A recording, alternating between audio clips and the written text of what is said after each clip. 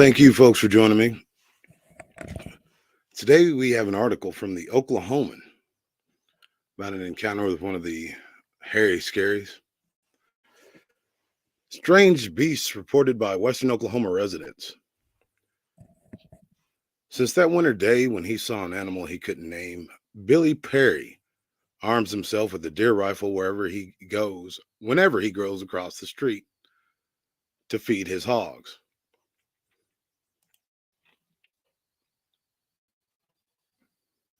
Oh,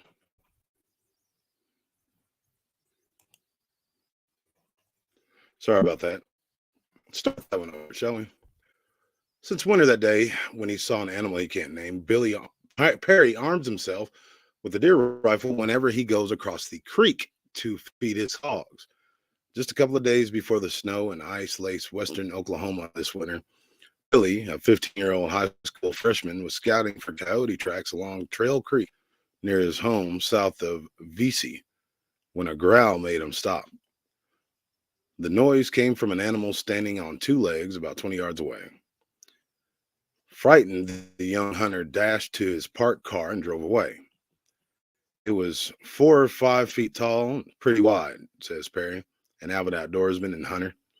It stood upright and had kind of reddish brown hair.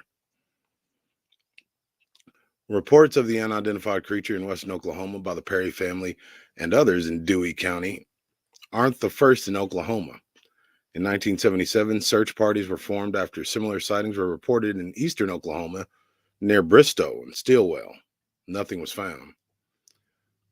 The Perry family says the animal prowled on their property and near their house for more than a month this winter. It was an animal only Billy saw clearly, an animal they said smelled like a sewer. Hair samples found in Perry's house near Vesey were sent to Hayden Hughes, director of Sasquatch Investigations of Mid-America.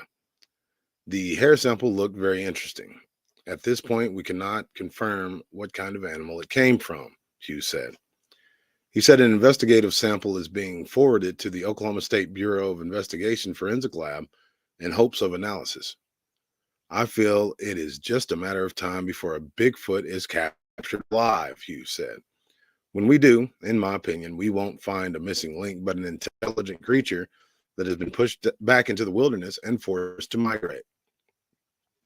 Dewey County Sheriff Larry Pike, on the other hand, says he has heard only rumors about the strange animal, but nothing official. Not that I can recollect, he says. Sightings also have been reported in nearby Roger Mills County. Lauren Dameron, a state game ranger in that county, says the animal was reportedly sighted within 2 to 3 miles of his house. He lives southwest of Cheyenne. In recent interviews, the Perry family told how the strange animal disrupted their lives for more than a month after Billy came home from his initial encounter and said, "I saw Bigfoot today." Billy's father said he originally thought his son must have been mistaken about what he saw. Billy didn't say anything much. He listened to me. And when I got through talking, he picked up his gun and went out and fed the pigs. I didn't change his mind at all, Lonnie Perry says. But about a week later, Billy's 2-year-old sister, Melissa, became hysterical when she was frightened after seeing a bear in the window. Perry and his son immediately got their rifles and circled the house, each going a different way. They both smelled an odor like a sewer, but didn't see an animal. A few days later, while hunting for coyote, Perry heard a barking noise and then saw a coyote cross towards a strange animal, but he couldn't get a clear shot at it. When the coyote arrived at the place where the animal was barking, there was a short, terrible fight with growls and screams. The coyote only yipped a couple of times, he relates. There wasn't much fight to it. The coyote didn't last long, Perry said. The next day, Perry found the spot where something had made short work of the coyote. There was assorted amounts of coyote hair in the spot the size of a card table, Perry said. The animal had to be pretty quick. He caught the coyote in an open place. and the visitor on the trail came back again and again. Late one night, a heavy animal ran around the north corner of the house. Mrs. Perry in a north bedroom and Perry in the living room on the south end of the house watching a late movie both heard footsteps. The dogs met at the corner of the house and they briefly tangled. Reddish brown hair with a strong odor was found there later, they said. The following night, the animal staged a repeat performance without the dog. Again, it was late, and the sound of the animal running woke Mrs. Perry. If I hadn't been there and you had told me the story, I'd have thought you were goofy, Perry said. In the meantime, Billy noticed the sewer odor around the pig pen and heard something crunching through the brush. Billy claimed he could smell that sewer odor stronger than the smell of the hogs, Linda said. The next day, on Saturday, Perry, Billy, and several friends hunted for the animal. A repeat hunt was held on Sunday. 7 or 8 men came out on Monday, Lonnie said. I had to go to work, but they hunted. The hunts didn't turn up an animal, but Perry said tracks were found along the creek. A month and a half later, and little more than 40 miles southwest of Vesey, as the crow flies, Alex Inman of Radon and his son-in-law George Springer of Roger Mills saw an animal they say they can't explain. The 2 men were feeding cattle southwest of Cheyenne on land that has been largely undisturbed by human habitation and saw an animal that Inman described as bigger and broader than a dog would be. The dark-haired animal didn't have much neck. It had its head, rather, pretty much set down on its shoulders, Inman said. It walked on 4 legs. The cattlemen pulled up in the pasture and started honking their pickup horn to call the cattle to feed before they saw the animal.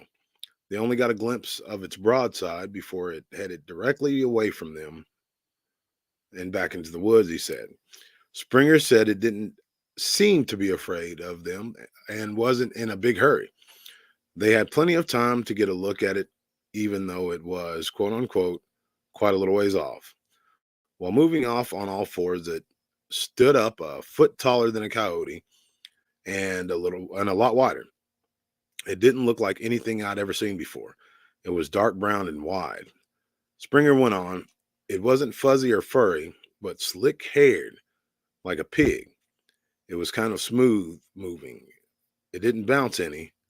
It was pretty heavy, had a pretty big body. The 2 men watched the animal until it disappeared in the heavy brush. People won't mention seeing things for fear of being laughed at, says Geneva Sasser of Cheyenne. But she says that about 5 or 6 years ago, something was digging at the foundation of her house near Cheyenne one night. No one dared venture out to see it. Growls and angry noises came from the animal, and it went to the kitchen window where the light was on. She said she turned the light out and another one on. The animal left the dark window and came to the light at once, she said. The next morning, Mrs. Sasser checked for tracks. The animal had tried to dig under the foundation instead of trying to come through the window. The tracks were like dog tracks, but as but as big as a man's hand, she said. No claw marks showed in the tracks, but claw marks did show where the animal dug against the house. Whatever it was, it finally gave up and went away. Her dogs didn't challenge the animal. They just took off, she said. It makes me wonder what is out there. They need to find out what is going on. Other people, like Mrs. Sasser, say they would like to know for sure what lives in the creeks and canyons of western Oklahoma. If there is no connection between these sightings, the similarities appear to be remarkable coincidences. More than one person described the tracks to be shaped like a dog track, but very large with toes. Each account notes that the animal exhibited no fear of humans. While it showed no signs of attacking, it growled and stood its ground when confronted by one person and trotted off almost casually when it heard a pickup horn. More than once, something was attracted to a window. Each person who recounted sighting the animal, except the 2-year-old girl, mentioned, with no prompting, that the animal was very wide bodied. Perhaps the most common denominator of these different stories are the way they were told. Each person showed a marked reluctance about telling their story of seeing or hearing, quote unquote, something. It was as though each one weighed the chance of being laughed at and told their story in spite of it. Folks, I'll just have to read you this story. And this is again from the Oklahoman. And it is from April 12th in the year 1982. Again, that's in the year 1982, 2 years before my birth. So whenever you hear somebody say that, oh, well, just because DDoS and those brothers up there in the Northeast, that they're just drawing more attention or it's all just written stories. Again, I'll link you to here. I'll actually show you, but I'll put a link to this article from the Oklahoman. And that's why I didn't give the date to begin with, because a lot of times you'll hear people, and I don't know why they do it. I guess they're just jerks or whatever, but they'll try to push down or denote somebody's story simply because I don't know why they do it. They try to say that, oh, it's all written, it's all fiction. Folks, this is an old story that I heard a long time ago. And straight up, it was in the Oklahoman. It's Cuckoo's too. So this has been going on in the state of Oklahoma since Jesus left Chicago. And that's just a small example. I guarantee you, this has been going on in my state for a lot longer than that. There we go.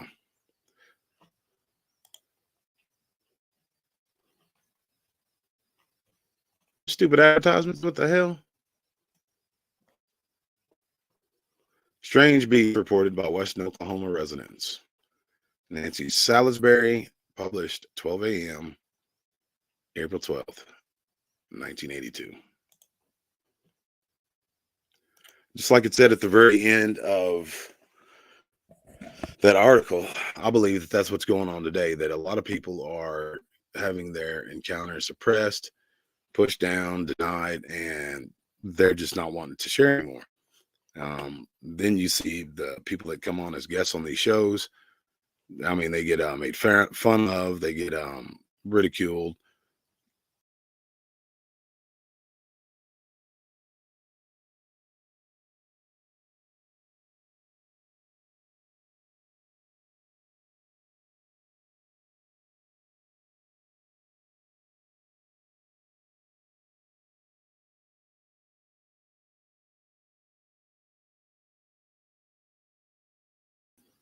Sorry about that, folks. We had some storms going on, but a lot of people get ridiculed, especially when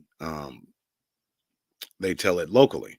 So I think a lot of the appeal for folks to tell it online or have it shared widely is simply because they're not necessarily telling it to someone that they got to see in church that Sunday or at a parent teacher conference.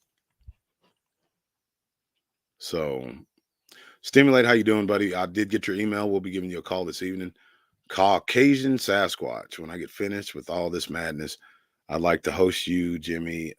We can trade shows or yeah, exchange emails. That would anyways, John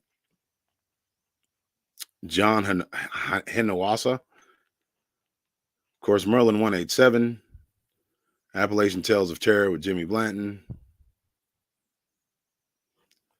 Cajun Jules. And Scott Morian. I'm glad you guys all got to join us. I've heard the domes are mostly destroyed. No, they're not mostly destroyed. Actually, they're continuously being built upon and being maintenance. I think there was one in Kentucky that they said housed a litany of all sorts of bombs, which you're not supposed to be keeping bombs underground. It was chemical weapons underground. And they in Kentucky they shut down one, which I don't even believe they shut it down. A lot of times, folks, these that's what she's talking about, a deep underground military base or a dumb. A lot of time these dumbs are actually, in my opinion, like little hives for these things. They're building them their own underground caverns because when Theodore Roosevelt started the park systems, he knew that they had underground caverns. For whatever reason, some of them caved in, and he began to actually build more.